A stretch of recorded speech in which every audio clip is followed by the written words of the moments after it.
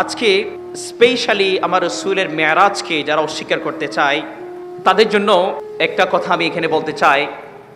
আজকের এই তথ্য প্রযুক্তির যুগে যারা আমার রসুলের মেয়ারাজকে যারা ডিনাই করে তাদের জন্য আমি ছোট্ট একটা এক্সাম্পল দিতে চাই।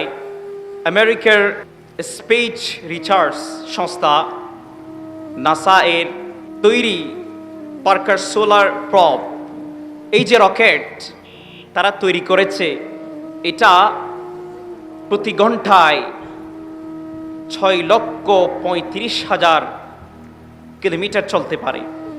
6,35,000। আপনি যদি চিন্তা করেন এই যে গতি, এখান থেকে সৌদি আরব যেতে সময় লাগবে এই রকেটের শুধুমাত্র 10 থেকে 15 সেকেন্ড। আমার রসুলকে যে আল্লাহ পাক রব্বুল আলামিন এত অল্প সময়ে মেরাজ করিয়েছেন কুদরতের মাধ্যমে, অনেক বড় সত্য। কারণ যারা আজকের দ্রুত গতির যারা রেকর্ড তৈরি করছে তারা হচ্ছে আল্লাহর সৃষ্টি। তারা যদি এই যে প্রযুক্তি তারা যদি তৈরি করতে পারে এত তাড়াতাড়ি চলে যাওয়া যায়, তাহলে আল্লাহ পাক রব্বুল আলামিন অল্প সময়ের মধ্যে আমার রসুলকে মেরাজের মধ্যে নিয়ে যেতে পারবেন না কেন?